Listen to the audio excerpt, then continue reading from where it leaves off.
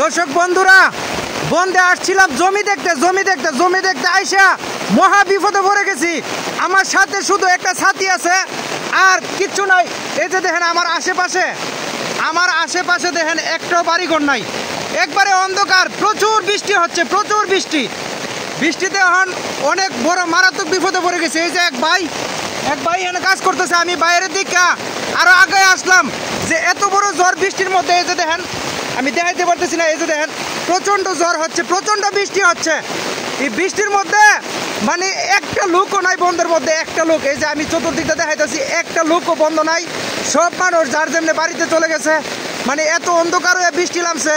তো এক ভাইয়ে দেখি এখানে কাজ করতেছে, তো আমি ভাইয়ের সাথে একটু কথা বলতেছি, দেখি ভাইয়ে কি বলে।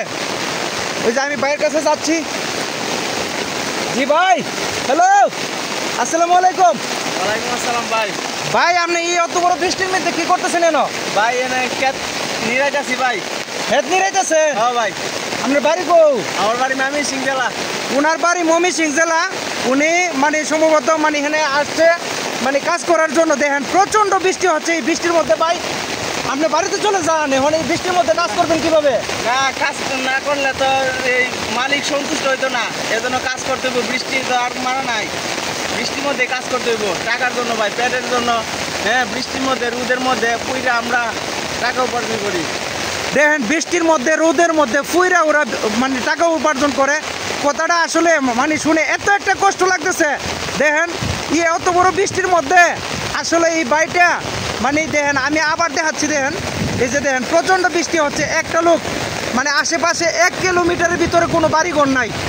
আমার এখানে একটা জমি ছিল, জমিটা দেখতে আসছিলাম, আয়সা দিই বাড়িটা এখানে ওইভাবে এই যে হেতের ধার কাটতেছে, এই যে জমির ধার কাটতেছে, এই যে আবার বসছে ধার কাটার জন্য।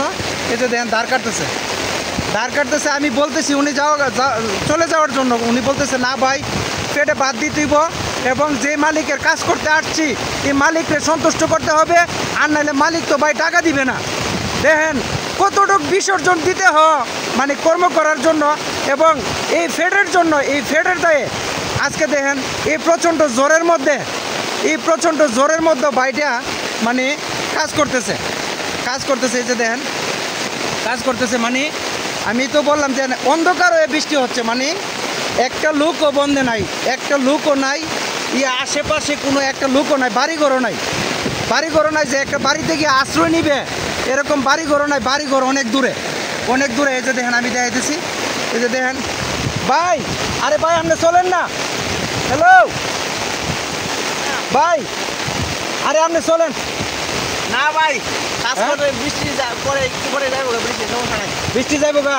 আরে ভাই যেভাবে অন্ধকারে দিন ধরছে বৃষ্টি যাবে না তো? বৃষ্টি যাবো গা, বৃষ্টি হইলে পরে সমস্যা, বেশি হইলে যাবো গা, এখন যাবো না।